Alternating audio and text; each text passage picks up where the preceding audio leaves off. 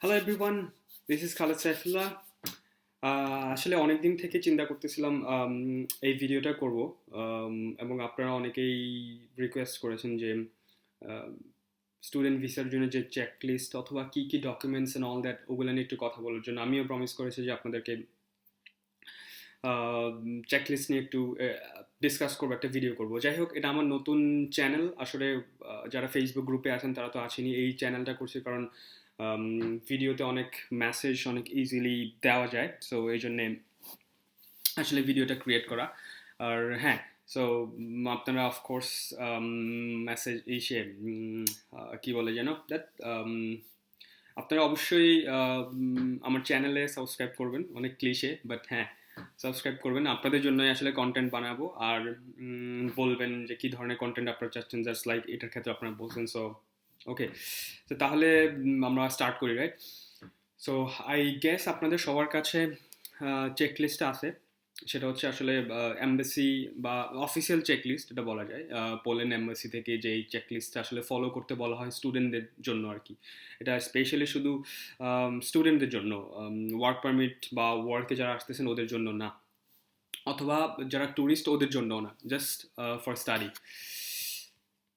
ওকে, so প্রথমে check লিস্টটা আমি বলে নিই। চেক লিস্ট যদি কেউ কাছে না থাকে, আমাদের গ্রুপে, Bangladesh student association in Poland, ওই গ্রুপে ফাইল সেকশন আপনি পাবেন, 3 নম্বর ফাইল মনে হয়। সো ওই ফাইল সেকশনে যেয়ে ওইখান থেকে ডাউনলোড করতে পারবেন। এনিওয়ে, সো চেক লিস্টের উপরে দেখবেন যে প্রথম লেখা হয় check list for Polish national visa study. তো এটা আসলে first second degree studies, first second হচ্ছে ব্যাচেলার অ্যান্ড মাস্টার্স। আবার এখানে মাস্টার্স বলে দিচ্ছে, masters, PhD, post graduate education training program. So basically সব ধরনের পড়াশোনার ক্ষেত্রে এই চেক লিস্টটা আপনার ফলো করতে হবে, রাইট?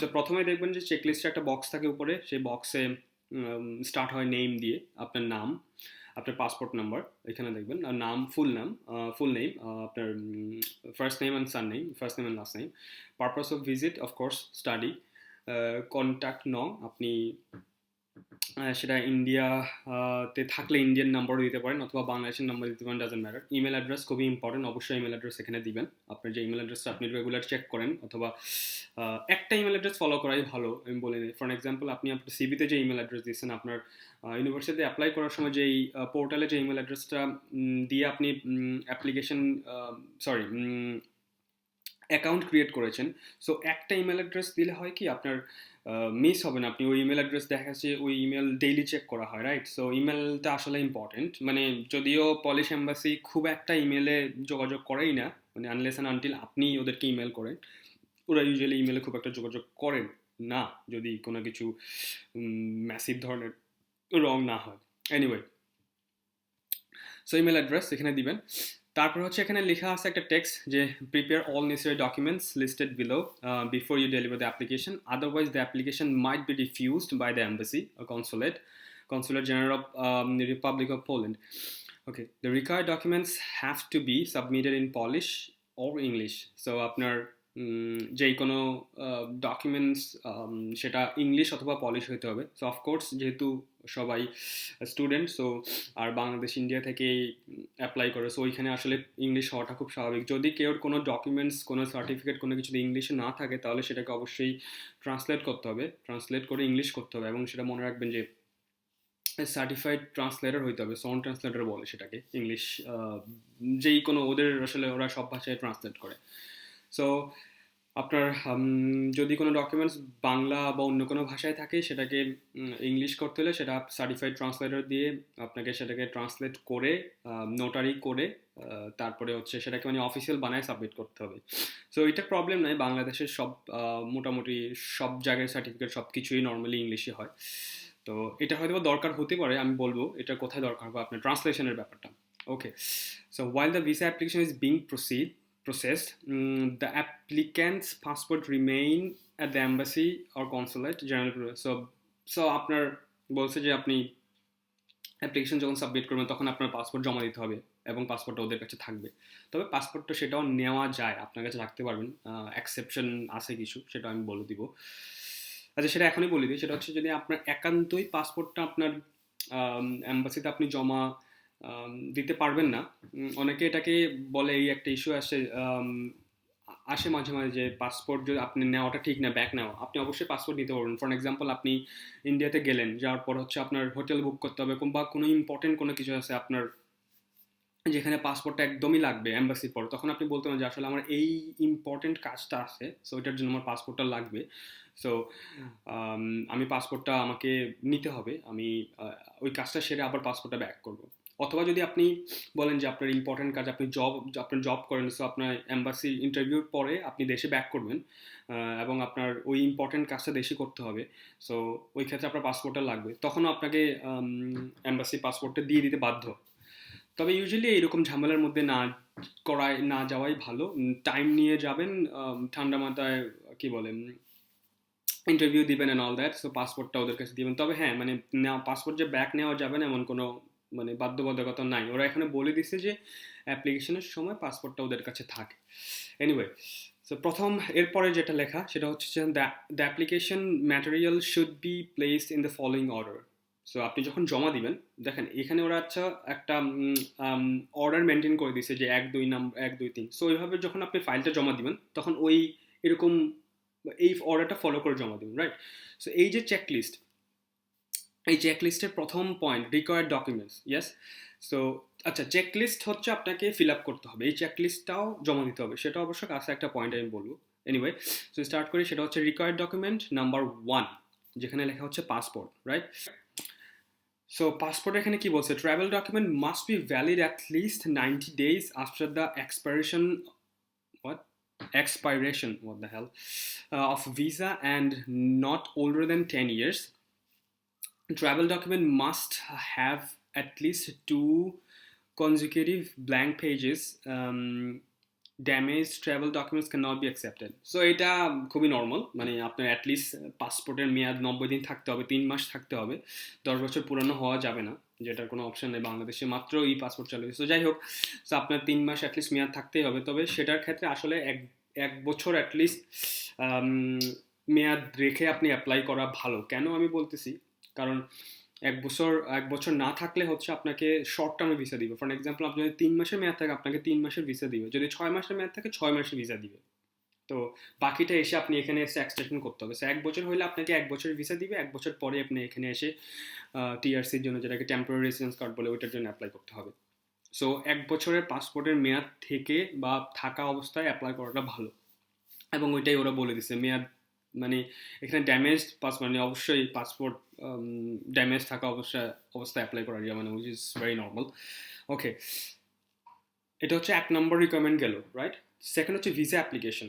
আপনি অ্যাপয়েন্টমেন্ট নেওয়ার সময় একটা ওদের ওয়েবসাইটে যে একটা ফর্ম থাকে, ওই ফর্মটা ফিল আপ করেছেন, রাইট? অথবা আপনার ভিসা অ্যাপ্লিকেশন যেটা পলিশ এম্বাসির ওয়েবসাইটে যে আপনাকে ফিল আপ করতে হয়, রেজিস্ট্রেশন ফর্ম না, যেন ন্যাশনাল ভিসা ডি ক্যাটাগরির যে ফর্মটা, ওই ফর্ম মানে ওইখানে যেই আপনি ওয়েবসাইটে যে যখন একটা ফর্ম আসে, ওইখানে যে ইনপুট দেন, ওই যে ফর্মটা, অথবা আপনার অ্যাপয়েন্টমেন্ট নেওয়ার সময়, আচ্ছা, অথবা যারা ভিএফএস এর থ্রুতে অ্যাপয়েন্টমেন্ট বা অথবা অ্যাপ্লাই করেন, তারাও একটা ফর্ম ফিল আপ করতে হবে। বেসিক্যালি এটা হচ্ছে আপনার ভিসা অ্যাপ্লিকেশন ফর্ম। সো ওই ফর্মটা আপনার এখানে অ্যাটাচ থাকতে হবে, এবং সেই ফর্মটাও ফিল আপ করাটা খুব একটা কঠিন না, হয়তো সেটা আরেকটা ভিডিওতে বলবো। সো ওই ফর্মটা ফিল আপ করা, এবং ওই ফর্মটা এই চেকলিস্টের হচ্ছে সেকেন্ড রিকোয়ারমেন্ট, রাইট? এখন ওই ফর্মের ভিতরে যে দেখেন এক্সপ্লেন করে দিচ্ছি যে visa application form without blanks sign by the applicant, right? If minor, যদি কেউ 18 বছর নিচে থাকে, হ্যাঁ, sign by both parents or legal guardian. যদি কেউ 18 বছর নিচে, তার প্যারেন্টস তাকে সাইন করতে হবে, অথবা প্যারেন্টস না থাকলে তার legal guardians. The signature as the one in the, okay. So যেই সাইন করবে, তার সাইনটা হচ্ছে ওই যে পাসপোর্ট অনুযায়ী হইতে হবে, মানে কার যদি কেউ 18 বছর নিচে হয়, তার বাবা মার যখন সাইন করবে, তখন তার বাবা মা সিগনেচারটা যেন তাদের পাসপোর্ট অনুযায়ী হয়, বাবা মার পাসপোর্ট অনুযায়ী হয়, রাইট? ওকে, তারপর হচ্ছে কালার ফটোগ্রাফি। আচ্ছা, with the following specification: passport type, white background, ratio 35 mm into 45 mm dating from the last 6 months. ওকে, মানে আপনাকে ছবি জমা দিতে হবে। সো সেফ হচ্ছে, আমি যেটা করছিলাম সেটা হচ্ছে ল্যাব প্রিন্ট করছিলাম।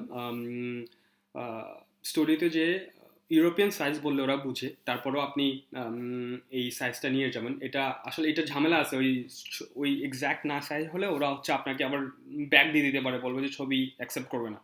সো এরকম যদিও হয় না, বাট মাঝে মাঝে এরকম আমি শুনছি যে হয়। সো ইউরোপিয়ান সাইজ সেটা হচ্ছে 35 mm ইন্টু 45 mm। এই সাইজটা যে স্টুডিওতে বলবেন ওরা হচ্ছে আপনাকে ছবি তুলে দিবে, এবং সেটার রিকোয়ারমেন্ট কি, পাসপোর্ট টাইপ, মানে ছবির এই সাইজটা আসলে পাসপোর্ট সাইজ টাইপই। তারপরে হচ্ছে অবশ্যই হোয়াইট ব্যাকগ্রাউন্ডে ব্লু ব্যাকগ্রাউন্ড এমন কিছু লাগানো যাবে না, আর্টিফিশিয়াল কোট মোড কিছু লাগানো যাবে না, একদম সলিড হোয়াইট ব্যাকগ্রাউন্ডে। 6 মাস পুরাতন না, যদি আপনার তোলা থাকে সেটা সাবমিট করতে পারবেন, মানে রিসেন্ট ছবি যেটাকে আমরা বলি। আচ্ছা যাই হোক, এটা হচ্ছে ভিসা অ্যাপ্লিকেশনের আরেকটা কি বলে ক্রাইটেরিয়া। আমরা ভিসা অ্যাপ্লিকেশনের কর্নারের উপরে একটা ছবি থাকে, ওইখানে আপনি লাগাবেন না ছবিটা, মানে স্ট্যাপলারও করবেন না, আপনি জাস্ট নিয়ে যাবেন, ওরা ওইখানে এম্বাসিতে গ্লু দিবে, তখন লাগাই ফেলবেন, অথবা আপনি গ্লুটা নিয়ে যাবেন, ঠিক আছে? আপনি আগে থেকে স্ট্যাপলার করা দরকার নেই। ওকে, তারপরে হচ্ছে চেকলিস্ট। 3 নম্বর পয়েন্ট লেখা আছে চেকলিস্ট, রাইট? চেকলিস্ট হচ্ছে এই চেকলিস্টটা, মানে আপনি এটাও সাবমিট করতে হবে। এটা কিভাবে সাবমিট করবেন দেখেন, এটা এই চেকলিস্টের পাশে, মানে যখন যেখানে সবগুলা পয়েন্ট লেখা আছে ওই পাশে, এই পাশে আপনার রাইট সাইডে দেখবেন যে লেখা আছে yes or no or remarks. দেখবেন লেখা আছে yes, no, remarks, right? So আপনি যে ডকুমেন্ট যেগুলো সাবমিট করছেন ওগুলোতে ইয়েস একটা টিক চিহ্ন দিয়ে দিবেন, অথবা যদি কোনো কিছু লেখা থাকে রিমার্কসে কোনো কিছু লিখে দিবেন। ফর এক্সাম্পল, আপনার দেখেন যদি আপনি মাইনর হন, ইয়েস, তারপর রিমার্কসে যদি আপনার প্যারেন্টস না থাকে, গার্ডিয়ান থাকে, তখন লিখে দিবেন যে sign by legal guardians. So remarks হচ্ছে ইম্পর্টেন্ট কোনো কিছু যদি আপনার লেখার থাকে। সো ইউজুয়ালি থাকে না, সো আপনাকে মূলত ইয়েসের জায়গায় টিক চিহ্ন দিলেই হবে। যদি আর আপনার কোনো কিছু না, আপনার ক্ষেত্রে প্রযোজ্য না, সেখানে আপনি নো দিবেন, বা অথবা ক্রস দিবেন, মানে নোর ঘরে আপনি ক্রস দিবেন, রাইট? সো 3 নম্বর পয়েন্ট হচ্ছে চেকলিস্ট। চেকলিস্টটা অবশ্যই জমা দিতে হবে, আর চেকলিস্টটা পূরণ করে জমা দিতে হবে। সো উপরে যে নাম ধাম, ইমেল অ্যাড্রেস, তারপর হচ্ছে সব কিছু লিখে আপনার ইয়েসের ঘরে যে ডকুমেন্টসগুলো দিবেন সেগুলোতে টিক চিহ্ন দিয়ে দিয়ে দিয়ে শেষ করে এটাও জমা দিবেন, রাইট? আচ্ছা, এখন 4 নম্বর, অ্যাপ্লিক্যান্টস কাভারিং লেটার। আচ্ছা, mentioning the purpose and the duration of travel, list of attached documents and other useful information. আপনাকে এটা কাভার লেটার লিখতে হবে, এবং সেই কাভার লেটারটা হচ্ছে যে আপনি ইউনিভার্সিটিতে অনেক সময় কাভার লেটার লিখে থাকেন যে আপনি অ্যাডমিশনের জন্য যখন অ্যাপ্লাই করেছেন তখন। সো এই সেম আপনাকে একটা এম্বাসির ভিসার জন্য লিখতে হবে যে আপনি স্টুডেন্ট, আপনার এই নাম ধাম, আপনি পড়তে যাচ্ছেন, আপনি এই ইউনিভার্সিটিতে আপনি চান্স পেয়েছেন, সো এই ইউনিভার্সিটিতে আপনি পড়তে যাচ্ছেন, এই সাবজেক্টে পড়তে যাচ্ছেন, আর আপনি এখন ভিসার জন্য অ্যাপ্লাই করতেছেন। আর আপনার অফকোর্স পারপাস অফ ভিজিট হচ্ছে স্টাডি। আপনি 2 বছর থাকবেন আপনার স্টাডি, অথবা যদি মাস্টার্স করেন 2 বছর, যদি ব্যাচেলার করেন 3 বছর। সো এরকম টাইম মেনশন করে কাভারটা লিখবেন। প্লাস হচ্ছে এখানে বলে দিছে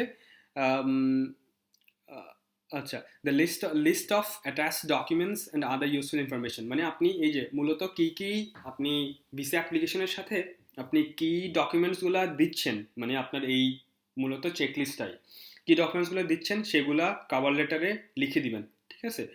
তো যখন কভার লেটার লিখবেন, তো নিচে দেখা যাচ্ছে যে শেষ করার আগে অ্যাটাচ ডকুমেন্টস বা এমন একটা কিছু থাকতে পারে যে আপনি যেই ডকুমেন্টসগুলো অ্যাটাচ করেছেন সেটা একটা লিস্ট, রাইট? সো ওগুলো ওইখানে লিখে দিবেন। অথবা যদি কেউ কভার লেটার নিয়ে কনফিউশন থাকে লেখার পরে, আপনারা আমাকে দেখাইতে পারেন পার্সোনালি, আমি হয়তো দেখে দিব। আর আমার কাছে কভার লেটারের একটা ফরম্যাট আছে মনে হয়, এনিওয়ে। আচ্ছা, so applicants cover letter, right? এটা ইটস এ মাস্ট, সো আপনার অবশ্যই দিতে হবে এটা। আর কোনগুলো আপনার জন্য অপশনাল সেটা আমি বলে দিব। সো এখন পর্যন্ত যতগুলো বলছি সবগুলো আপনার অবশ্যই লাগবে। আচ্ছা, fifth, documents confirming the purpose of the trip. আচ্ছা, এখন আপনি যে যাচ্ছেন পড়াশোনা করতে, ওইটার জন্য আপনার তো অনেকগুলা সাপোর্টিং বা প্রুফ করতে হবে যে আপনি পড়াশোনা করতে যাচ্ছেন। সো এটার কিছু ক্রাইটেরিয়া ওরা দিয়ে দিয়েছে, রিকোয়ারমেন্ট, ওগুলো আপনাকে ফুলফিল করতে হবে। ফর এক্সাম্পল, 5 নাম্বার পয়েন্টের আন্ডারে ওরা কিছু ক্রাইটেরিয়া বলে দিছে, সো আমি এক্সপ্লেন করি। সো আপনার প্রথমটা যেটা আছে, the original certificate of the unit conducting the studies on admission to studies or on the continuation of studies. Okay, এখানে ইন ডিটেলস কি লিখছে দেখেন, সেটা হচ্ছে in accordance with the format set out. আচ্ছা, এটাকে আমি সহজ ভাষায় বুঝাই দিই। সেটা হচ্ছে যে আপনার আপনি যে ইউনিভার্সিটিতে অ্যাপ্লাই করছেন ব্যাচেলার আর মাস্টার্সের জন্য, সেই ইউনিভার্সিটিতে আপনাকে অফার লেটার দেওয়া হয়েছে, প্লাস আপনাকে অফার লেটারের সাথে আরেকটা ডকুমেন্টসও দেওয়া থাকে, সেটার নাম আমি এক্স্যাক্টলি ভুলে গেছি। ওরা অফার লেটারের সাথে আরেকটা ডকুমেন্টস দেয়, একটা ডকুমেন্ট দেয়। আচ্ছা, এটা আমি আপনাদেরকে সহজ ভাষায় বলে দিই। সেটা হচ্ছে যে আপনি যে ইউনিভার্সিটিতেই অ্যাপ্লাই করেছেন আপনার ব্যাচেলার অর মাস্টার্সের জন্য, আপনাকে তো অফার লেটার দিয়েছে, রাইট? সো ওই অফার লেটারটা প্লাস অফার লেটারের সাথে দেখবেন যে আরেকটা একটা ডকুমেন্ট থাকে অ্যাটাচ করা অফার লেটারের সাথে, ওটা ভিসার জন্য থাকে। সো ওই দুইটা ডকুমেন্ট আপনাকে অ্যাটাচ করতে হবে এখানে। সো আপনার অ্যাডমিশনের যে প্রুফ, আপনি একটা ইউনিভার্সিটিতে অ্যাডমিশন নিয়েছেন অথবা টিউশন ফিস দিয়েছেন অথবা আপনি এলিজিবল ওখানে পড়ার জন্য আপনাকে অ্যালাউ করছে ওই ইউনিভার্সিটি, সার্টেন ইউনিভার্সিটি। সো ওই বেসিক্যালি অফার লেটারটা এখানে দিবেন, right?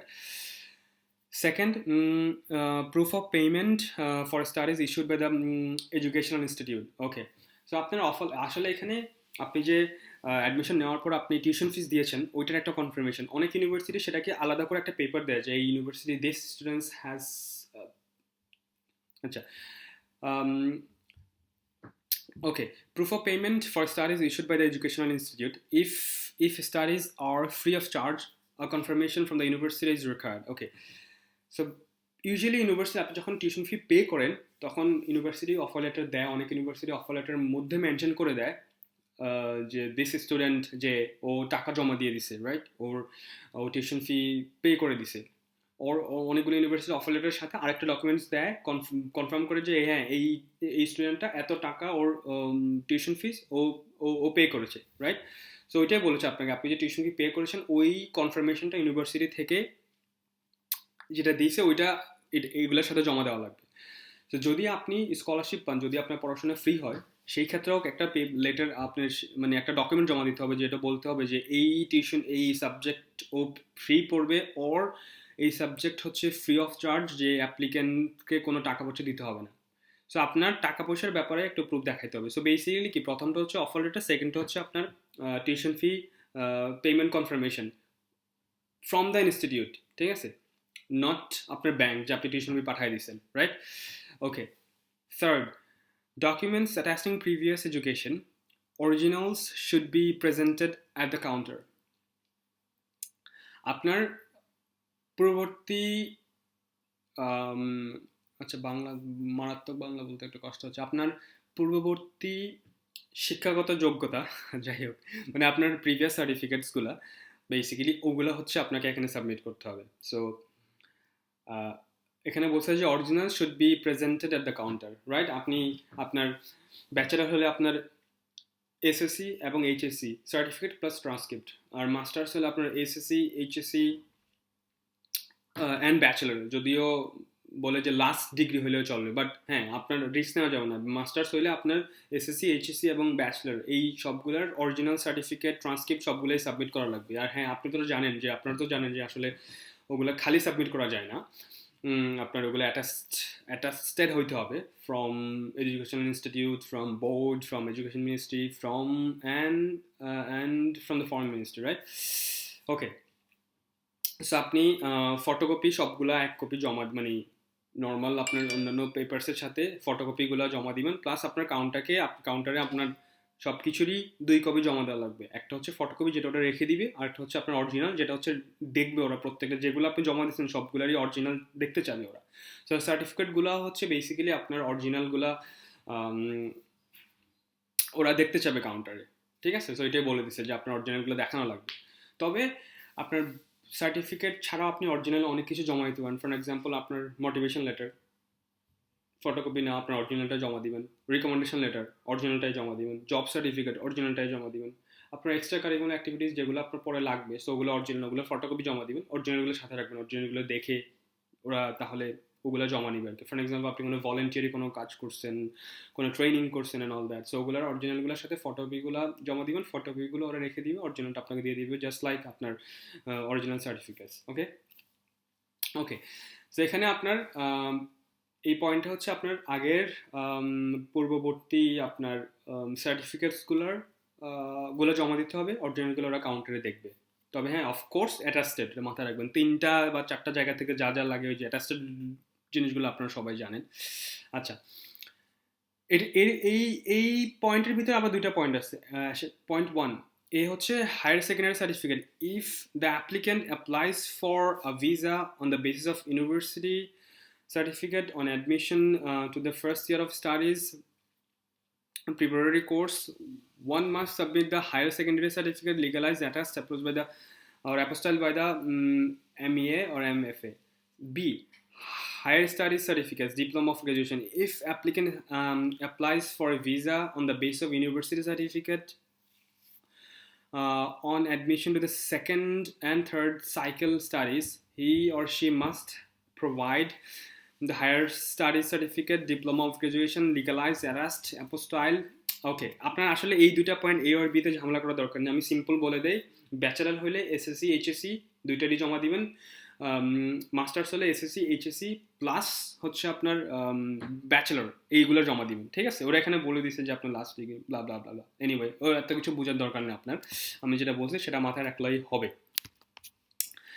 Alright, so in case of student exchange, যদি আপনি এক্সচেঞ্জ স্টুডেন্ট হন, ক্রেডিট ট্রান্সফার করতে চান, অথবা ইরাসমাস স্টুডেন্ট হন, যেখানে কিছু আপনি 1 বছর এখানে করলেন, পরের সেমিস্টার বা পরের ইরাসমাস কোর্সগুলো এখানে করলেন, তো এটাকে আসলে মূলত এই ইরাসমাস হচ্ছে আরও অনেকগুলো এক্সচেঞ্জ প্রোগ্রাম আছে। ইরাসমাস হচ্ছে ইউরোপের one of the famous exchange programs. আচ্ছা, তো so exchange প্রোগ্রামের ক্ষেত্রে হচ্ছে the original certificate from the university in India confirming that the applicant is a student. ওকে, এখানে আপনার ইন্ডিয়ান যেখানে যত জায়গায় ফর্মে ইন্ডিয়া লেখা আছে ওইটা দেখে প্যারা খাওয়ার কিছু নাই। এই ডকুমেন্টস যেহেতু ওরা এম্বাসি ইন্ডিয়াতে আছে, ওরা আসলে মূলত ওই দেশের স্টুডেন্টদেরকে অ্যাড্রেস করে ওদের ডকুমেন্টগুলো পাবলিশ করে। সো ইন্ডিয়াতে এম্বাসি আছে, আমাদের কপাল খারাপ নাই, আমাদের বাংলাদেশে যদিও আগে ছিল।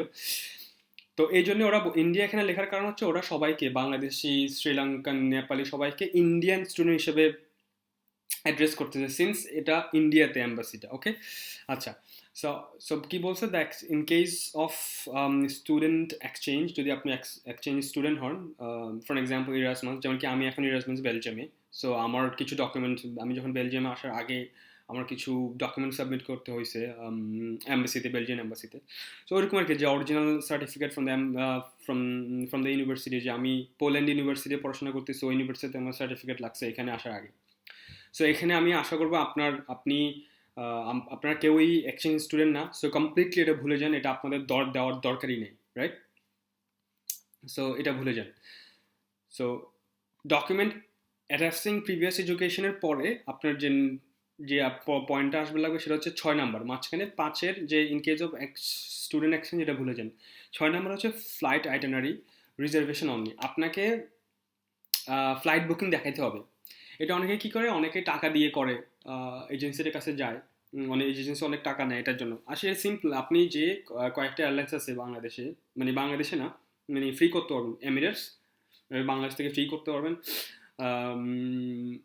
টার্কিশ এয়ারলাইন্স, তারপরে ইন্ডিয়ান অনেকগুলা ট্রাভেল ওয়েবসাইট আছে, Goibibo, make my trip, Yatra, ওগুলা তো আপনি কি করবেন, ফ্রিতে বুক করতে পারবেন একটা আপনার ফ্লাইট, আপনার হচ্ছে 72 ঘন্টার জন্য, এমিরেটসের 72 ঘন্টার জন্য করতে পারবেন আপনি, ঠিক আছে? সো এখানে ফ্লাইট আইটেনারি হচ্ছে আপনি যে স্টুডেন্ট এখানে আসবেন, ওয়ান ওয়ে ফ্লাইট, আপনার কি বলে, আপনি আবার 2 বছরের পরে ব্যাক যাবেন, ওইটা লাগবে না, আপনি জাস্ট পড়াশোনা করতে আসবেন, সেটা হচ্ছে আপনার ল্যান্ডিং পোল্যান্ডে হইতে হবে, ঠিক আছে? আর অনেকেই অনেক মানে ভাবে আসবেন, কিন্তু এটা মাথায় রাখবেন, বুক করার সময় ফ্লাইট বুক করার সময় ডিরেক্টলি পোল্যান্ডের ফ্লাইটই চুজ করবেন, ঠিক আছে? আপনি জার্মানিতে নামলেন, এখানে নামলে বা বাসে আসলেন, ওগুলোর কোনো সমস্যা নেই, কিন্তু ফ্লাইটে এগুলো দেখানো যাবে না। ফ্লাইট হচ্ছে আপনার ওয়ার্সা অথবা আপনার যেই সিটিতে, ওই সিটিতে ল্যান্ড করবেন এরকম ডিরেক্ট ফ্লাইট দেখাইতে হবে। মানে ডিরেক্ট ফ্লাইট বলতে কি, কি বলে এটাকে, ট্রানজিট থাকুক কোনো সমস্যা নাই, কি বলে আপনার, আপনি পোল্যান্ডে আসবেন ওই ফ্লাইটে, ঠিক আছে? ফ্লাইট পোল্যান্ডে এসে নামায় দিবে, উইচ সিটি ডাজন্ট ম্যাটার, আপনাকে পোল্যান্ডে নামায় দিবে, এরকম ফ্লাইটের রিজার্ভেশন দিবেন আপনি। সো এটা ইম্পর্টেন্ট। আর ফ্লাইট রিলেটেড, আইটিনারি রিলেটেড আপনাকে কোয়েশ্চেন করবে, করতে পারে, সেটা হচ্ছে আপনার ট্রানজিট অ্যান্ড অল দ্যাট, এগুলো দেখে মাঝে মাঝে ওরা করে যে আপনার ফ্লাইট কোথায় অ্যান্ড অল দ্যাট। সো এখানে টিকিট কেনা লাগবে না, শুধু রিজার্ভেশন। আপনি ভিসা ইন্টারভিউ যখন দিবেন এর একদিন আগের দিন আপনি রিজার্ভ করবেন, কারণ 72 ঘন্টা মেয়াদ থাকে। সো রিজার্ভ করবেন ফ্লাইটটা, ওরা আসলে দেখতে চায়। সো রিজার্ভ করুন, রিসেন্ট দেওয়াটাই ভালো। সো রিজার্ভ করবেন, ভিসা ইন্টারভিউর আগের দিন রিজার্ভ করবেন, রিজার্ভ করে প্রিন্ট করবেন, ওই ফ্লাইট আইটারিটা হচ্ছে আপনি কি বলে জমা দিয়ে দিবেন। আচ্ছা, সন্ধ্যা হয়ে গেছে, ঠিক আছে? সো ফ্লাইট আইটানারি আবারও বলি, অনেক বলছি এটা নিয়ে, আল্লাহ। আচ্ছা, শুধু flight reservation, one way Poland পর্যন্ত। ওকে। 7 হচ্ছে ট্রাভেল মেডিকেল ইন্স্যুরেন্স, অনেক ইম্পর্ট্যান্ট। এটা নিয়ে মানুষ অনেক প্যারা খায়, এখানে অনেক কিছু লেখছে। The original and one copy of the certificate of travel insurance, travel medical insurance. Okay, এখানে অনেক কিছু লেখছে, এত কিছু না বলি। আপনাকে এটা ট্রাভেল, এটা কি বলে, ইন্স্যুরেন্স সাবমিট করতে হবে। সেটা মনে রাখবেন, সেটা 1 ইয়ার, অফকোর্স অ্যাটলিস্ট 1 ইয়ার। 1 ইয়ার হলে 2 বছর করা লাগবে না, 1 ইয়ার হলে হবে, কারণ আপনাকে এখানে এসে আবার করতে হবে, সেটা পরের ব্যাপার। আর যেটা বলে দিচ্ছে, আপনাকে ইন্ডিয়া থেকে যদি করেন, তাহলে ইন্ডিয়া থেকে বাংলাদেশের যেখান থেকে করেন, এই পুরো ইউরোপিয়ান ইউনিয়নের একটা অ্যাপ্রুভড লিস্ট আছে। বাংলাদেশ থেকে করলে বাংলাদেশের মনে হয় 26টা ট্রাভেল ইন্স্যুরেন্স কোম্পানি অ্যাপ্রুভড, মানে ইইউ অথরিটি ওটাকে অ্যাকসেপ্ট করে। সো 26টা আছে মনে হয়, সবগুলোতে করেন। সো অবশ্যই ওই লিস্টটা ফলো করবেন যারাই করবেন। যেমন কি আমি আমার ইন্স্যুরেন্স আমি করেছিলাম হচ্ছে প্রাইম ইন্স্যুরেন্স থেকে। বাংলাদেশের ওইটাই সবচেয়ে সস্তা ছিল, 22,000 না 23,000 টাকা নিচ্ছে। সো আমি আসলে তখন ইন্ডিয়াতে করানো যায় এই ব্যাপারটা জানতাম না। আমি আসলে পুরো অ্যাপ্লিকেশন সবগুলো নিজে করার কারণে আমার অনেক ধাক্কা খাইতে হয়েছে, যেটা হয়তো বা আপনাদের না খাইতে হয়, এই জন্যই আমার এই ভিডিওগুলো বানানো। এনিওয়ে, তো আপনি বাংলাদেশ থেকে করলে প্রাইম ইন্স্যুরেন্স করতে পারেন। আমি বলে দিচ্ছি, প্রাইম ইন্স্যুরেন্স হচ্ছে অফিস হচ্ছে এটাকে বাংলা মোটর এখানে। আর সবচেয়ে কম 23,000 টাকা। আর যদি যদি ইন্ডিয়া থেকে করেন, সেটা হচ্ছে সবচাইতে ভালো, অনেক টাকা বাঁচবে আপনার, 10-15 হাজার টাকা বেঁচে যাবে। ইন্ডিয়া থেকে করলে ওদের বাংলাদেশে যেরকম 26টা লিস্ট আছে, ইন্ডিয়াতেও কিছু কোম্পানি আছে যেগুলো listed, right? Schengen area, Schengen state listed. আপনি এত ঝামেলা দরকার নেই, দুইটার নাম বলে দিচ্ছি আমি, রিলায়েন্স ইন্স্যুরেন্স আর ভারতী, ঠিক আছে? এই দুইটা করবেন। রিলায়েন্স সব জায়গায় পাওয়া যায়, ভারতীয় সব জায়গায় পাওয়া যাবে। ভারতী মনে হয় সস্তা রিলায়েন্স থেকে একটু, তবে সবগুলোই 10-12 হাজার টাকার মধ্যে হয়ে যাওয়ার কথা। এই দুইটা ইন্স্যুরেন্স চোখ বন্ধ করে এখান থেকে নিয়ে 1 বছরের জন্য ইন্স্যুরেন্স করবেন। অবশ্যই মাথায় রাখবেন যেন যে ইন্স্যুরেন্সটা ইউরোপের সব স্টেটে ভ্যালিড। অফকোর্স পোল্যান্ডে, মানে আসলে তো ওইখানে এই ইন্স্যুরেন্সগুলো যখন বাইরের জন্য ইন্স্যুরেন্স করবেন, ওরা হচ্ছে কোনো স্পেসিফিক কান্ট্রি হিসাবে আপনি নেওয়ার দরকার নেই। ইউরোপিয়ান ইউনিয়ন বা সেনগেন এরিয়া ভ্যালিড হইলে হবে। তো ওইটা দেখবেন যে আপনার ইউরোপে কি বলে ওরা কাভারেজ দিবে কিনা। অফকোর্স দিবে, ওরা হচ্ছে কি বলে ইউরোপ নিলে ইউরোপের সব জায়গায় কাভারেজ দিবে। And of course it has to be minimum 30,000 the coverage, আমি বলতেছি। সো 30,000 ইউরো হইতে হবে, এই হচ্ছে রিকোয়ারমেন্ট। সো আমি আবার রিক্যাপ করি, ট্রাভেল ইন্স্যুরেন্স বাংলাদেশ থেকে করলে করতে পারেন, prime insurance is the cheapest option. আর হচ্ছে ইন্ডিয়া থেকে করলে রিলায়েন্স অ্যান্ড ভারতী 12-15 হাজার টাকা নিবে ম্যাক্সিমাম, আরও কম হতে পারে। আর 30,000 ইউরো কভারেজ থাকতে হবে, যেটা ওদের নর্মালি থাকে। Anyway, now 8 number point, accommodation. Document confirming the availability in Poland of appropriate accommodation for the intended period of stay. Documents shall contain information about the cost of living. The cost for a full period or monthly payment must be indicated. Certificate of registration জামিল দেওয়ানি, এটা Polish word, জামিল দেওয়ানি বলে। Lease agreement, decision of the key provision of the dormitory, other type of accommodation proof. Okay, maximum student যারা পোল্যান্ডে apply করে, maximum ইউনিভার্সিটির হচ্ছে ডর্ম থাকে। যারা হচ্ছে ইউনিভার্সিটি, ওরা ইন্টারন্যাশনাল স্টুডেন্টের জন্য ডরমেটরি ওরা সিট বুক করে রাখে, যদি আপনি অ্যাপ্লিকেশনে মেনশন করেন, অফকোর্স মেনশন করবেন।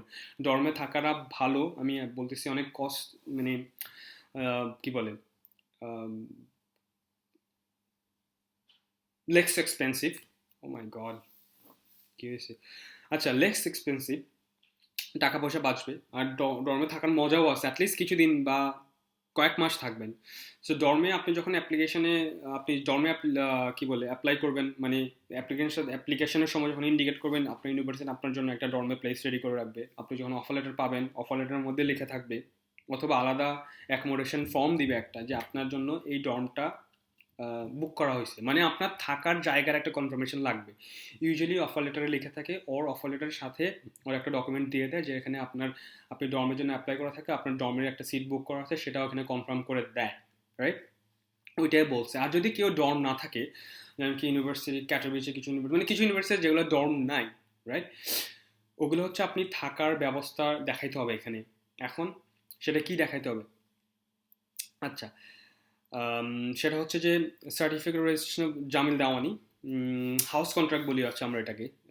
আচ্ছা, লিজ এগ্রিমেন্ট, আপনি যে কোনো একটা অ্যাপার্টমেন্ট নিচ্ছেন, এখানে অ্যাপার্টমেন্ট কেউ থেকে নিলে ওরা হচ্ছে আপনাকে হাউস কন্ট্রাক্ট দিবে, মানে আপনার হচ্ছে রেন্টাল কন্ট্রাক্ট যেটাকে আমরা বলি, এখানে একটা রেন্টাল কন্ট্রাক্ট ছাড়া হবে না। সো সবাই রেন্টাল কন্ট্রাক্ট দেয়। যদি আপনি অ্যাপার্টমেন্ট বুক করতে চান, রেন্টাল কন্ট্রাক্ট মানে থাকলে, অ্যাপার্টমেন্ট থাকলে রেন্টাল কন্ট্রাক্ট জমা দিতে হবে আপনার প্রুফ অফ অ্যাকোমোডেশন হিসাবে। তারপরে হচ্ছে ওই যেটা আমি বলেছিলাম, decision on the provision of the dormitory or other type of accommodation proof, মানে আপনি হোটেল বুক দিলেও হোটেলও থাকবেন, সো আপনার অ্যাকোমোডেশন একটা প্রুফ দেওয়া লাগবে। ইউজুয়ালি স্টুডেন্টরা হচ্ছে কি যেন ডরমেটরিতে থাকে, সো ডরমেটরির কথা অফার লেটারে উল্লেখ থাকে, ওর আলাদা একটা পেপার দিয়ে দিবে, সো এটা হেডেক নেওয়ার কিছু নাই। Now number 9, it's a big one. Documents confirming the sufficient financial resources to cover costs of living and return travel to the country of origin or residence. Okay, এখন আসছে হচ্ছে জায়গায় যেখানে স্টুডেন্টদের হাজার হাজার কোয়েশ্চেন থাকে, হাজার হাজার কনফিউশন থাকে এন্ড অল দ্যাট। আপনার স্পন্সর, রাইট, মানে টাকা পয়সা। ওকে, পয়েন্টগুলো পড়া যাক, আগে পড়ে ফেলে তারপর আমি বুঝাবো। Applicant applying for a national visa for study must provide a document confirming that he has sufficient financial resources to cover A. The cost of returning to the country of origin in the amount of 2,500 PLN minimum to cover returning to the country of origin other than a country neighboring Poland or EU member. Okay. Living expenses covering the planned stay. The required minimum each month of the planned stay is 701 PLN per person, or 528 PLN each person in the family, if applicant will stay in Poland with family members. এখানে একটা কিছু বলে দিচ্ছি, আপনি কিন্তু family নিয়ে আসতে পারবেন এনিওয়ে। আচ্ছা, C, cost of accommodation. Documents must be submitted in a way the council will be able to estimate the cost of living, for example, lease agreements, a decision on the provision of the dormitory, etc. Achha. Example, applicant from India for a 365-day visa must have at least 10,912 PLN, ব্র্যাকেটে বলছে হচ্ছে 700 PLN into 12 plus 2500, যেটা সবাই বুঝার কথা, তারপর আমি বুঝাবো। To cover the cost of return and living expenses, in additional funds to cover the cost of accommodation. if the monthly payment for a dormitory or renting an apartment is 1,000, then the cost of accommodation will be blah blah blah blah blah. Okay, in total the payment needs to in total the applicant needs at least this amount, 22,912, not applicable to National Agency or for Academic Exchange NAVA. Scholarship beneficiaries, scholarship program only waives the tuition fees, not scholarship programs only waiving the tuition fees not included. ওকে, আচ্ছা, জল্পনা কল্পনা শেষ করে এখন বলি আপনাকে আপনাকে টাকা দেখাইতে হবে, আপনার অবশ্যই আপনার টাকা দেখাইতে হবে, আপনার ব্যাংকে টাকা দেখাইতে হবে। সেটা হচ্ছে শুনেন, আপনার নিজের অ্যাকাউন্টও দেখাইতে পারেন, আপনার বাবা মার অ্যাকাউন্টও দেখাইতে পারেন। ফার্স্ট বার বাবা মা ছাড়া ভাই বোন না, ঠিক আছে? সো বাবা মা ছাড়া ভাই বোন হয় না সেটারও একটা আছে, বাবা মা ছাড়া ভাই বোন হয়, হ্যাঁ, তবে বাবা মা দেখানোই ভালো, অথবা আপনার অ্যাকাউন্টে। সো বাবা মার থেকে দেখানো ভালো, যদি আপনি জব করেন এন্ড অল, দেন আপনার ইনকাম সোর্স তাহলে আপনার অ্যাকাউন্টে দেখাবেন, অথবা বাবা মা, অথবা আপনার অ্যাকাউন্টে রেখে একটা অ্যাফিডেভিট করবেন যে আমি বাবা মা থেকে টাকা নিচ্ছি। সো এটা পরে আসবো। আপনার এখানে বলে দিচ্ছি সহজ ভাষায়, আপনাকে টাকা দেখাইতে হবে 10 থেকে 12 লাখ টাকা ইজ গুড এনাফ। এখানে ওরা কয়েকটা ক্রাইটেরিয়া মেনশন করে দিচ্ছে কেন এত টাকা লাগবে। আপনার হচ্ছে আপনি যে পড়াশোনা শেষ করে ব্যাক যাবেন বাংলাদেশে, সেটার জন্য হচ্ছে আপনাকে 2500 ইএলএন, মানে আপনার হচ্ছে পিএলএন হচ্ছে আপনার টিকেটের টাকা, রাইট? আপনার রিটার্ন টিকেটের টাকা, যেটা আসলে আরও বেশি, ওরা কম বলে দিচ্ছে এখানে। সো ওইটার জন্য একটা টাকা অ্যালোকেট করা থাকতে হবে। প্লাস আপনি যেখানে থাকবেন, আপনার যদি ব্যাচেলার হয় ব্যাচেলার, মাস্টার্স হয় মাস্টার্স, প্রত্যেক মাসে অ্যাটলিস্ট 701 টাকা করে ধরেই আপনার এখানে যত মাস থাকবেন সেটা টাকায় দেখাতে হবে। ইউজুয়ালি এক বছর টাকা দেখাই দেবে। আপনি ব্যাচেলার 3 বছর, এখন যদি বলেন যে ভাই আমি তো ব্যাচেলার 3 বছর, তো আমার তো গুণ করতে হবে, তাইলে আসলে 36 মাস, না, 1 বছরের টাকা দেখাইলে হবে। সো আপনি ব্যাচেলার আসবেন মাস্টার্স আসবেন, ডাজেন্ট ম্যাটার, 1 বছরের টাকা 701 গুণ 12 যত আসে তত, প্লাস 2500 রিটার্ন টিকেট। হ্যাঁ, এগুলাই বলছে যে আসলে আপনার এখানে থাকতে হইলে এই টাকা মিনিমাম থাকা লাগবে। সো আসলে এগুলো হিসাব না করে আপনি 10 থেকে 12 লাখ টাকা সেফ, কোনো সমস্যা নেই, ওইটা দেখান, ওইটাই হচ্ছে মেইন ইজিয়েস্ট ওয়ে আসলে। আচ্ছা, সো গেল 9 নম্বর ঝামেলা শেষ। আপনাকে ফাইন্যান্সিয়াল প্রুফ দেখাইতে হবে, মানে এখানে কি লাগবে, আপনার ব্যাংক সলভেন্সি লাগবে আর স্টেটমেন্ট, এই দুইটা পেপার দেখাইতে হবে, ঠিক আছে? 10 থেকে 12 লাখ টাকা। আচ্ছা, 9 নম্বর পয়েন্টে আরো ওরা ভেঙে দিছে আরেকটা পয়েন্ট, যে 9.1 বলছে যে documents confirming the sufficient financial resources ব্র্যাকেটে of applicant or sponsor can not be issued more than 1 month before submit. Okay, আপনি bank statement or bank solvency যেটাই নেন, ভিসা অ্যাপ্লিকেশন যদি সাবমিট করবেন এর 1 মাসের আগে নেওয়া যাবে না। হ্যাঁ, রাইট। সো 15 দিন, আমরা যেটাকে বলি যে ব্যাংক স্টেটমেন্টের 15 দিন মেয়াদ থাকে, হুইচ ইজ ট্রু। আসলে এইসব কথার প্রেক্ষিতে বা বেস করে ওইসব কথা বলা হয়। সো একদম রিসেন্ট, যদি পারেন 2 দিন আগে উঠান, 5 দিন আগে উঠান। আমি মনে হয় 3-4 দিন আগে উঠাইছি। আমি 20 তারিখে, আমার 13 তারিখে উঠাইছি, ঈদ ছিল তখন, 13 তারিখে উঠাইছি আই গেস। আর আমার 20 তারিখে if I am not mistaken, আমার 20 তারিখে অ্যাপয়েন্টমেন্ট ছিল। So 7 days, it's acceptable, right? So এখানে আরও 30 দিন বলে দিছে, উইচ ইজ আপনাদের জন্য আরও ভালো। ওকে, আচ্ছা। সো 9 নাম্বার পয়েন্টের ভিতরে এক বলেছে ট্রাভেলার চেক, ভুলে যান, দরকার নেই, ঝামেলা করার দরকার নেই, একদম ভুলে যান। ট্রাভেলার চেক নাই, মাথায় নাই, এটা দরকারই নেই আপনার। ওকে, সো ট্রাভেলার চেকের কথা ভুলে গেছেন, ট্রাভেলার চেক দেওয়া লাগবে না। আচ্ছা, certificate of the amount of the credit card limit issued by the bank. Okay, যেটা বলছে যেটা হচ্ছে আপনাকে স্টুডেন্ট যেহেতু আপনি, এটা অবশ্যই লাগবে, এবং এটা অনেক ইম্পর্টেন্ট, যেটা আগে ছিল না, এখন 2019 থেকে 20 থেকে এটা হয়েছে। আপনাকে ক্রেডিট কার্ড সাবমিট করা লাগবে, এবং ক্রেডিট কার্ডের লিমিট সার্টিফিকেট। সো আপনাকে এখন বলবেন যে ভাই ক্রেডিট কার্ড কার নামে? আপনার নিজের নামে হইতে পারে, সেটা হচ্ছে আপনার যে স্পন্সর, আপনার প্যারেন্টসের নামে হইতে পারে। সো প্যারেন্টসের নামে নেওয়াটা বেটার, ঠিক আছে? আপনার প্যারেন্টস যেহেতু স্পন্সর, আপনার প্যারেন্টসের নামে নেন, সমস্যা নেই। আপনার প্যারেন্টসের নামের ক্রেডিট কার্ডটা আপনি এখানে সাবমিট করতে হবে। আর ক্রেডিট কার্ড নিলে ব্যাংক থেকে ক্রেডিট কার্ড লিমিটের একটা সার্টিফিকেট দেয়, যে ওইখানে বলা থাকে আপনার এই ক্রেডিট কার্ডটা হচ্ছে এত টাকা লিমিট আছে and all that. So credit card limit certificate ব্যাংকে যেয়ে বললেই হবে, এটা অনেক ইম্পর্টেন্ট। এটা অবশ্যই লাগবে আপনার ভিসা অ্যাপ্লিকেশনের সাথে সাপোর্টিং ডকুমেন্ট হিসেবে। সো ক্রেডিট কার্ডের এপিট আপনি করে দিতে পারেন, সাবমিট করতে পারেন। প্লাস হচ্ছে আপনার ই ক্রেডিট কার্ড লিমিট, ঠিক আছে? সেটা বলছে যেটা যে কোনো বাংলাদেশ হতে পারে, পোল্যান্ড হতে পারে, ইন্ডিয়া, যে কোনো জায়গায় মানে ক্রেডিট কার্ড হইলেই হবে আপনার। মাথায় রাখবেন আপনার স্পন্সরের নামে ক্রেডিট কার্ড লিমিট কত টাকা হইতে হবে দ্যাট ডাজন্ট ম্যাটার। 1 লাখ টাকা বা 50,000 টাকা, 70,000 টাকা সমস্যা নয়, তবে একটু বেশি দিতে চেষ্টা করবেন। 1 লাখ, 1.5 লাখ, 1 লাখের উপর হয়তো অনেক ভালো, 70, 80 হাজার, 90,000 টাকা।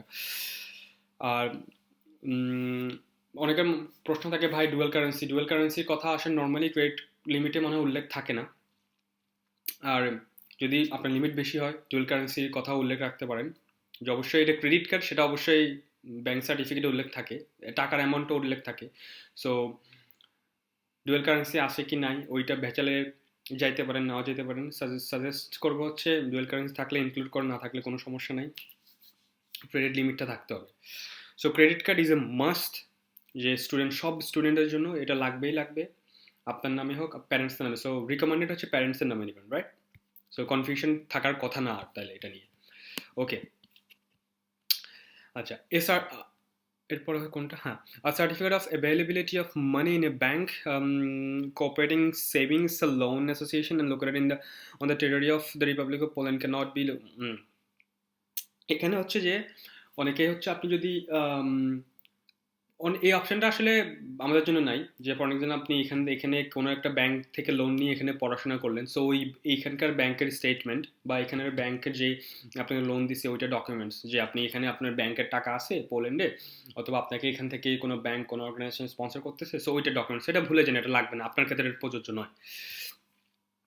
আচ্ছা, document confirming granting of national or foreign scholarship, আপনার স্কলারশিপ পাইলে অবশ্যই স্কলারশিপ রিলেটেড স্কলারশিপের সব ডকুমেন্টস এখানে দিতে হবে, সেখানে কত টাকা কি কভার করবে না করবে সেটাও দিতে হবে। উপরে একটা পয়েন্টে 9 নম্বর পয়েন্টে বলে দিছে যে না বা স্কলারশিপ পাইলে আপনাকে ওই যে ব্যাংকে স্কলারশিপ দেখাইতে হবে না, যদি না বা আপনাকে accommodation plus tuition fee cover করে। আবার এখানে ব্র্যাকেটে বলে দিচ্ছে যে scholarship programs only waving the tuition fees not be included, মানে আপনার স্কলারশিপ যদি টিউশন ফিজ কভার করে তাহলেও কিন্তু আপনাকে ব্যাংক স্পন্সর যে টাকাটা ওটা দেখাইতে হবে, থাকা খাওয়ার টাকাটা, ঠিক আছে? তখন হয়তো 10 লাখ টাকা দেখাইতে হবে না, আপনাকে 5-6 লাখ টাকা, 5 লাখ টাকা দেখাইলেই হবে।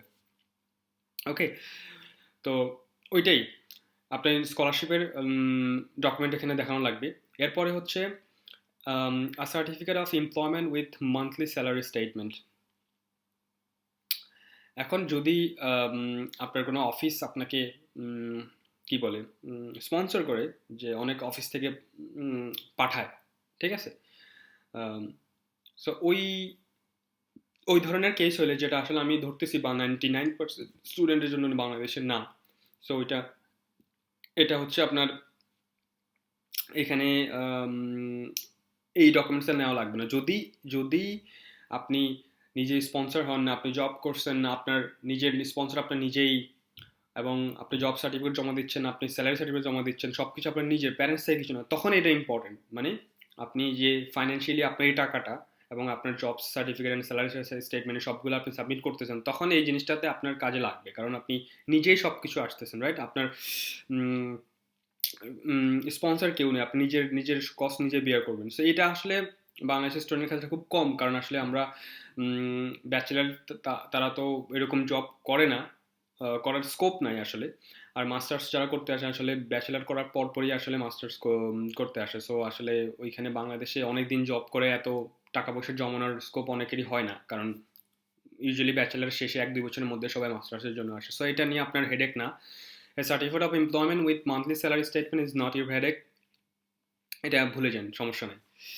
তারপর হচ্ছে,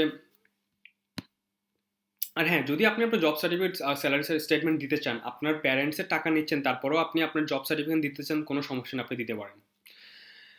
9.2 minor and adults financially dependent on sponsors। আচ্ছা, তারপর হচ্ছে এখানে স্পন্সরশিপের সেকেন্ড ধাপে আসলো আপনার, মানে ফাইন্যান্সিয়াল ডকুমেন্টস, সেটা হচ্ছে লেটার অফ স্পন্সরশিপ। আপনি যে আপনাকে স্পন্সর করবে সে একটা লেটার লিখতে হবে এম্বাসিকে অ্যাড্রেস করে, যে আমি অমুক, আমি ওর বাবা, আমি ওর মা, আমি এটা আমার স্টুডেন্ট, এটা আমার ছেলে বা মেয়ে, ও হচ্ছে এখানে পড়াশোনা করতে যাচ্ছে, তো ওর এত টাকা টিউশন ফি ওগুলো আমি বেয়ার করব, রাইট? সো এইরকম একটা লেটার অফ স্পন্সরশিপ বলে যে আপনি, আপনাকে যে স্পন্সর করতেছে বা আপনাকে যে টাকা দিচ্ছে ওকে, হ্যাঁ, স্পন্সর করতেছে, ওইটার একটা স্টেটমেন্ট। এখানে বলেছে it should be noted that the sponsors are required to cover all travel, living, accommodation expenses of the person applying for the visa, right? এখানে বলে দিচ্ছি, এখানে এই চেকলিস্ট, এত সুন্দর চেকলিস্ট, ও মাই গড, এটা যদি আমাদের সময় পাইতাম আমি, মানে কোনো টেনশনই থাকতো না। এখানে ইচ অ্যান্ড এভরিথিং সব বলে দিচ্ছে। মানে দেখেন, এই লেটার অফ স্পন্সরশিপে হচ্ছে আপনার যে আপনাকে টাকা দিবে ও ওইখানে স্টেটমেন্ট দিবে যে আমি এই এই এই ছেলে বা মেয়ের বাবা বা এই ছেলে বা মেয়ের মা বা বাবা, আমি ওকে ওর পড়া যাবৎ সব টাকা পয়সা দিব, পড়া থাকা খাওয়া সব জায়গায়, মানে এটা একটা স্বীকারোক্তি, রাইট? এটাকেই লেটার অফ স্পন্সরশিপ। গুগল করেন, অনেক অনেক পেয়ে যাবেন। তবে মনে রাখবেন, আপনার বাবার পরিচয়, আপনার পরিচয়, আপনার টিউশন ফিস এবং টাকা পয়সা কত টাকা আপনার ব্যাংকে আছে, এই জিনিসগুলা ওইখানে থাকা লাগবে। আবারও বলতে, যদি কেউ লেখার পরে কোনো দেখাইতে হয়, রিভিউ করতে হয়, আমাকে দেখাইতে পারেন, সমস্যা নেই, আমি দেখে দিব না। আচ্ছা, দেন from the applicant's parents, the sponsor's letter must be certified by notary, by a notary.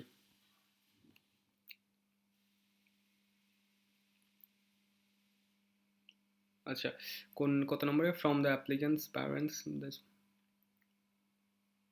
আচ্ছা, স্পন্সরশিপ লেটারটাকে অবশ্যই আপনি কি বলে নোটারি করতে হবে, রাইট? আপনি নোটারি ম্যাক্সিমাম ডকুমেন্টস, ও আমার আরেকটা জিনিস যে আপনি সব ডকুমেন্টই নোটারি করবেন, আমার একটা সাজেশন, সব ডকুমেন্ট, ঠিক আছে, অ্যাটাস্টেড করা সার্টিফিকেট থেকে স্টার্ট করে সবগুলো নোটারি করবেন। নোটারি করে জমা দিবেন, কোনো সমস্যা নেই। নোটারি এটা কোনো প্রবলেম ক্রিয়েট করবেন, এটা একটা প্লাস পয়েন্ট। সব ডকুমেন্ট নোটারি করবেন। বাংলাদেশে নোটারি 10 টাকা 15 টাকা পাওয়া যায়, বাইরের দেশে নোটারির অনেক ভ্যালু, ঠিক আছে? সো আপনার স্পন্সরশিপ লেটারটা নোটারি করতে বলছে।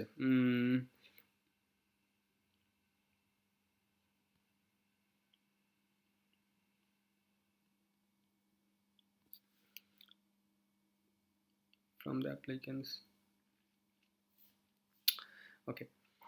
okay, from a third person, যেটা আগে বলছি যে আপনার স্পন্সর বাবা মা ছাড়া অন্য কেউ হইতে পারবে, সেটা এখানে বলছে, যদি ওরা অনেক প্রবলেম করে, বাট এখানে বলছে, ওরা একটা অপশনটা রাখছে, রাইট? বলছে ফ্রম আ থার্ড পার্সন। আচ্ছা, এখানে কি বলছে?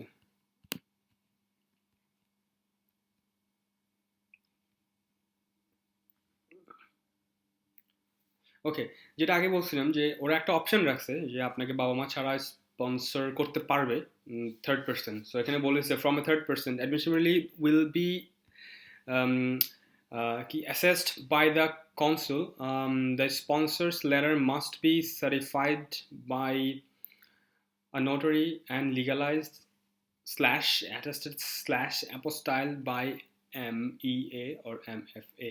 MFA or MEA মানে হচ্ছে ফরেন মিনিস্ট্রি, যে কোনো দেশের যেটাকে বলে। আচ্ছা, যদি এখানে বলে দিছে, যদি আপনার স্পন্সর আপনার বাবা মা ছাড়া অন্য কেউ হয়, সেক্ষেত্রে আপনার নোটারির সাথে সেই ডকুমেন্টসটাকে আপনার ফরেন মিনিস্ট্রি থেকে অ্যাটাচ করতে হবে। এটাই হচ্ছে আপনার এক্সট্রা কাজ, ঠিক আছে? এটা মাথায় রাখবেন। যদি আপনার ভাই বোন হয় বা কেউ হয়, অবশ্যই স্পন্সরশিপ লেটারকে আপনি ফরেন মিনিস্ট্রি থেকে অ্যাটাচ করবেন, ঠিক আছে? এটা আপনার এক্সট্রা স্টেপ। বাবা মা হলে সেটা লাগবে না, সো এটা মাথায় রাখবেন, ঠিক আছে? তারপরে হচ্ছে documents confirming the availability of financial resources of the sponsor indicated at point number 9.1. মানে হচ্ছে, মানে আপনার বাবা মার এনাফ টাকা আছে, ওইটাই ব্যাংক স্টেটমেন্ট, সো সেম কথাই। আচ্ছা, document confirming relationship with sponsor, for example the family ties, the exact name spelling of sponsor's name in the document confirming the relationship between sponsor and the sponsor letter. Okay, আপনি আপনার বাবা মা হইলে তো আসলে আপনার বাবা মার আপনার সার্টিফিকেট এন্ড অল দ্যাট, কি বলে, আপনার সার্টিফিকেট আপনার বাবা মার এই থাকেই, কি বলে, নাম ধাম সব কিছু থাকেই। তবে এখানে আবার এক্সট্রা ডকুমেন্ট জমা দিবেন, সেটা হচ্ছে আপনার এখানে বলছে যে document confirming relationship with the sponsor, মানে আপনি আপনার বাবাই যে আপনাকে স্পন্সর করতেছে সেটার একটা ডকুমেন্টস রয়েছে, যদিও সার্টিফিকেট অ্যান্ড পাসপোর্টের সব কিছু থাকে, তারপরেও আপনার বাবার একটা অফিসিয়াল কি বলে পেপার দিবেন, ভোটার আইডি কার্ড অথবা পাসপোর্ট, সামথিং লাইক দ্যাট, যেটাতে হচ্ছে নামের কোনো ভেজাল নাই, আপনার সার্টিফিকেট আপনার সব জায়গায় নাম যেন আপনার বাবার আইডি কার্ডের সেম থাকে, ঠিক আছে? সো আপনার বাবার বা অথবা মার যে স্পন্সর হয় ওনাদের একটা আইডি কার্ড বা ওনাদের একটা পরিচয়, মানে অফিসিয়াল আইডেন্টিটি পেপার, ওইটা হচ্ছে আপনি সাবমিট করবেন, এটাই বলছে এখানে। আর থার্ড পার্সন হলে অবশ্যই থার্ড পার্সন সেটা। ওকে, এখানে আবার এখানে একটা পয়েন্ট শেষ হয় না এখনো। আচ্ছা, if parents name are not correct or fully indicated in the applicant's passport, another official document in Polish or English confirming the family ties, please note that the affidavit will not be considered official. Okay, so এখানে বলছে যদি আপনার পাসপোর্টে আপনার মানে বাবা মার বা আপনার কোনো জায়গায় স্পন্সরশিপ এন্ড অল দ্যাট সবগুলোতে যদি নামের ভেজাল থাকে, তাহলে আরেকটা অফিসিয়াল ডকুমেন্টস সাবমিট করতে হবে ইংলিশে অথবা পলিশে, confirming that the family ties, okay, the family ties, right, birth certificate and all that. ওই যে যেটা বলছি voter ID card, birth certificate, এগুলো মানে এগুলো একটা সাবমিট করবেন, অবশ্যই এফিডেভিট সাবমিট করবেন এটার সাথে, যদিও নামের ভুল থাকে। এখানে বলছে যে affidavit will not be considered official document in this regard, মানে এখানে এটাকে অফিসিয়াল ডকুমেন্ট হিসেবে ওরা কনসিডার করবে না, but it will be considered as as a supporting document, right? তো আপনাকে বার্থ সার্টিফিকেট অথবা ন্যাশনাল আইডি কার্ড জমা দিবেন, সাথে একটা এফিডেভিট জমা দিবেন যে আপনার নামের এই গরমিল আছে, ঠিক আছে? এই কনভারসেশনটা মনে হয় ডিসকাশনটা মনে একটু জটিল হয়ে গেছে, আমি আবার বলতেছি আপনাকে, রিক্যাপ করি। সো আপনার document confirming relation with sponsor, মানে আপনি আপনার যে বাবা মা ওনাদের ভোটার আইডি কার্ড অথবা পাসপোর্ট অথবা জন্ম নিবন্ধন সনদ এখানে দিবেন, দ্যাটস ইট। যদি নামের ভুল থাকে একটা অ্যাফিডেভিট করবেন, সেটাকে আবার মিনিস্ট্রি অফ থেকে অ্যাটাস্টেড করাবেন। আর ওইটাও বলে দিছে যে যদি আপনি বার্থ সার্টিফিকেটও দেন, ভোটার আইডি করে দেন, সেটাও মিনিস্ট্রি মানে ফরেন মিনিস্ট্রি থেকে আপনি অ্যাটাস্টেড করবেন। So maximum document foreign ministry থেকে অ্যাটাস্টেড করানো ভালো। আচ্ছা, তারপরে হচ্ছে মাইনর, এখানে মাইনর ক্ষেত্রে যদি 18 বছর নিচে হয় and all that, so birth certificate if possible, if applicable, proof of legal guardianship, legalized, attested, apostille by, okay, birth certificate. আচ্ছা, copies of signed ID documents of parents, যদি এখানে হচ্ছে বার্থ সার্টিফিকেট সবাই জানি, যদি আপনার প্যারেন্টস না থাকে তাহলে হচ্ছে এটা হচ্ছে প্যারেন্টসের ক্ষেত্রে, রাইট? প্যারেন্টসের বার্থ সার্টিফিকেট, তারপর হচ্ছে copies of signed ID document of parents or legal guardians, ঠিক আছে? এগুলো হচ্ছে আপনার ফরেন মিনিস্ট্রি থেকে অ্যাটাস্ট করতে হবে। এখানে খুব একটা নাই যারা মাইনর 18 বছরের নিচে, তাও নাই যে তা না, তাও থাকতে পারে। সো ওদের মাইনরের ক্ষেত্রে আপনার প্যারেন্টসের সব ডকুমেন্টস লাগবে। মাইনরের 3 নম্বর point, notarize certificate of permission to travel from the parents, ঠিক আছে? আপনার বাবা মা আপনাকে অনুমতি যাবে যে যা বাইরে পড়াশোনা করতে যা, জিলেতে তারা জিন্দেগি জিলে, এই টাইপের কিছু একটা। আচ্ছা, নট অ্যাকম্পানিং দ্য, ওকে লাগবে না এটা, but death certificate of death certificate if one or both parents are dead, legalize, okay, আপনার বাবা মা না থাকলে সেটা ওনাদের ডেথ সার্টিফিকেট দিবেন। ওকে, মাইনর, সো মাইনরের ঝামেলা আসলে মাইনরে হচ্ছে এখানে আপনার বাবা মার সব সার্টিফিকেট, আপনার মানে নিজের তো ভোটার আইডি কার্ড যদি সাপোজ 18 বছর না থাকে, সো নিজের আপনার বাবা, মাইনর হচ্ছে 18 বছরের আগে একটু ঝামেলা, আপনার বাবা মার সব সার্টিফিকেট আপনাকে জমা দেওয়া লাগবে, যেটা হচ্ছে আপনি 18 বছর হইলে, সেটা অ্যাডাল্ট হইলে আপনি অনেক কিছুই স্কিপ করতে পারবেন। Alright, so number 11, additional documents. Applicants are allowed to submit additional documents that they consider useful to explain, justify the trip. Example, English language test such as IELTS, minimum 6.5, TOEFL, IBT minimum 79 and CAE minimum 176 points are highly recommended as a proof of possessing the necessary language skill or undertaking studies conducted in English. Additional ডকুমেন্টসের কথা বলি, এখানে আইএলসটা additional ডকুমেন্টসের ভিতরে ফালাইছে হারামজাদারা, কিন্তু এটা আসলে one of the main or one of the mandatory documents to be honest. IELTS ছাড়া কেউ অ্যাপ্লাই করেন না ভাই, ভুলে যান। ইফ ইউ মানে আইএলস ছাড়া অ্যাপ্লাই করবেন, আপনি ফ্লুয়েন্ট কথা বলতে পারেন, you can explain your situation and all that, আপনি if you are confident enough যে ফাক আইএলস আর দরকার নেই অ্যান্ড অল দ্যাট, তাহলে যেতে পারেন, কোনো সমস্যা নেই।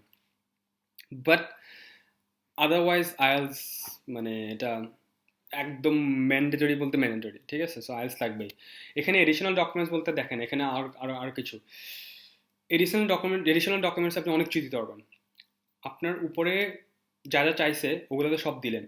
এডিশনাল ডকুমেন্টস আপনি দিবেন আপনার রিকমেন্ডেশন লেটার, আপনি যেটা অ্যাডমিশনের সময় দিয়েছেন, ঠিক আছে? এখানেও দিবেন, নিবে না কাউন্টারে নিবে না, জোর করে দিবেন। রিকমেন্ডেশন লেটার দরকার আছে এগুলো দেওয়ার। আপনার জব সার্টিফিকেট, ঠিক আছে? Additional document. আপনার এক্সট্রা কারিকুলার অ্যাক্টিভিটি, আপনি কোথাও কোর্স করছেন, আপনি কোথাও ট্রেনিং করছেন, অনলাইন কোর্স করছেন, এখানে ওই ইভেন্টে জয়েন করছেন অ্যান্ড ব্লা, যত ধরনের সার্টিফিকেট আছে সব ইনক্লুড করেন, ঠিক আছে? সব দেন এখানে। ভলেন্টিয়ার ওয়ার্ক করছেন সব দেন, ঠিক আছে? সব দেন এখানে, সব দিবেন। এটা প্লাস পয়েন্ট এগুলা। আপনার motivation letter and all that. So additional সব ডকুমেন্টস এটার ভিতরে আসবে। এখানে ওরা অ্যালাউ করছে যে আপনি এডিশনাল ডকুমেন্ট দিতে পারবেন, রাইট? সো ওয়াই নট, দিলে আপনার প্লাস, মানে আপনার সুবিধা, অসুবিধা কিছু নেই। Number 12, residence proof, an official document proving stay in the current jurisdiction. Okay, so আপনি যে থাকেন একজন লিগ্যাল রেসিডেন্ট, আপনি একটা কান্ট্রি, সেটা কি দিবেন আপনি? আপনার বেস্ট হচ্ছে আপনার পাসপোর্টটা দিছেন, আপনার বার্থ সার্টিফিকেট অ্যান্ড এনআইডি দিয়ে দিবেন। বার্থ সার্টিফিকেট আই গেস ইংলিশে হয়, এনআইডি ট্রান্সলেট করে দিবেন, যেহেতু এনআইডি ইংলিশে না। সো মানে আপনার এনআইডিতে কিছু বাংলা লেখা আছে, সো অফকোর্স এনআইডিটা ট্রান্সলেট করে সেটাকে নোটারি করে ইংলিশে একটা জমা দিবেন, রাইট? ওকে, এটা হচ্ছে আপনার residence proof. Number 13, passport data pages copy. Okay, আপনার পাসপোর্টের, আমার পাসপোর্টের ডাটা পেজ, যে পাসপোর্টের হচ্ছে একটা তো হচ্ছে আপনার passport number and all that থাকে, আর উপরে হচ্ছে একটা আপনার নাম অ্যাড্রেস থাকা, তো দুইটাকে এক পেজ করে ধরবেন, মানে পাসপোর্টটা খুলে একটা স্ক্যান করবেন যাতে দুইটা আসে। নিচে হচ্ছে নাম সারনেম যে পেজটা ওইটা, আর উপরে হচ্ছে আপনার অ্যাড্রেস, পার্মানেন্ট অ্যাড্রেস, এগুলা। সো ওইটা ডাটা পেজটা লাগবে। আচ্ছা, one data page copy, so পুরা পাসপোর্ট লাগবে না কিন্তু, এখানে বলেছে data page. One copy of the applicant's passport data pages, the first and the last. Okay, the first and the last. All right, explain করতেছি আমি একটু পরে। The copy of pages with Polish or Schengen visas if issued. If the visas were in the previous passport, copy of that data page. Okay, যদি আপনার কোনো Schengen visa and all that থাকে এবং সেটা আপনার কারেন্ট পাসপোর্ট বা আগের পাসপোর্টের ওগুলার ফটোকপি দেওয়া লাগবে আপনার, ঠিক আছে?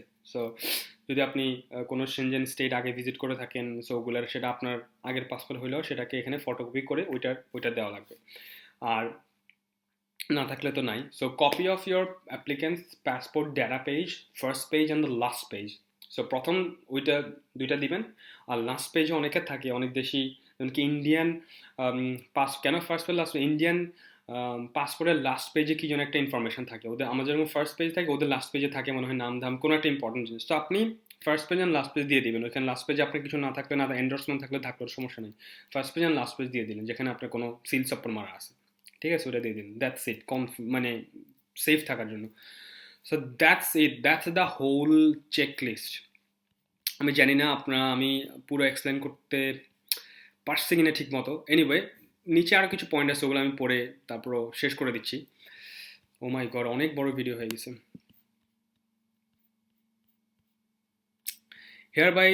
I hereby confirm that I am aware of the fact that a visa and annotation student can only be obtained by the full-time students or person going to the Poland in order to take preparatory course. Okay, so এখানে আসলে লাগবে না, এগুলো পড়ার দরকার নাই। Name and signature of inquiry officer, ওইটা খালি রাখবেন, অ্যাপ্লিকেন্ট সিগনেচার দিবেন। Please choose the appropriate one. আচ্ছা, প্লিজ চুজ দ্য অ্যাপ্লিপ্রেট ওয়ান, ওইখানেও আপনার সাইন দিবেন অ্যাপ্লিকেন্ট সাইনের জায়গায়, নিচেও অ্যাপ্লিকেন্ট সাইন দিবেন, মানে name and signature of inquiry officer এখানে খালি রাখবেন, এডিশনাল কমেন্টস কিছু দরকার নাই, নেম অ্যান্ড সিগনেচার অফিসার কিছু দরকার নেই। সো আপনার অ্যাপ্লিকেন্ট সাইনের জায়গায় অ্যাপ্লিকেন্ট সাইনগুলো দিবেন, আপনার এই আর কিছু দরকার নেই, বাকিগুলো ওরা বসায় নিবে। Alright, so that's all I guess. আমি মোটামুটি এক্সপ্লেইন করতে পারছি কিছুটা। তারপরেও যদি আপনাদের পরেও যদি কোনো কনফিউশন থাকে যে ভাই কিভাবে কি করব না করব সব বুঝি নাই, so feel free to reach me. Or হচ্ছে বেটার হয় হচ্ছে আপনারা আমাকে না বলে আসলে ই করেন, কি বলে, গ্রুপে পোস্ট দেন। আপনারা গ্রুপে পোস্ট দিলে হয় কি, আপনি আপনার একটা প্রবলেম তো আর দু তিনজন দেখতে পারবেন, ঠিক আছে? সো ওইটাই, গ্রুপে পোস্ট দেন আর ভিডিও দেখবেন। আমার চ্যানেলে অবশ্যই সাবস্ক্রাইব করুন, যদি ভিডিও দেখেন সাবস্ক্রাইব করতে হবে কিন্তু ভাই, অনেক সময় করে অনেক কষ্ট করে ভিডিওটা করছি। সো আর অবশ্যই বলবেন কমেন্টসে যদি কোনো কিছু না বুঝেন, মানে ইউটিউবে হোক যেখানেই হোক কমেন্টসে বলবেন। অ্যান্ড অ্যান্ড পরবর্তী কোন জিনিসগুলো নিয়ে ভিডিও বানাবো সেটারও সাজেশন দিবেন। So so that's all for today. And yes, okay. So আর আপনাদের কিছু যদি ইম্পর্টেন্ট আর কিছু কিছু এক্সপ্লেন করতে হয় তাহলে আরেকটা ভিডিও অবশ্যই করব, আর অন্যান্য ভিডিও করব। Alright then, see you in the next video.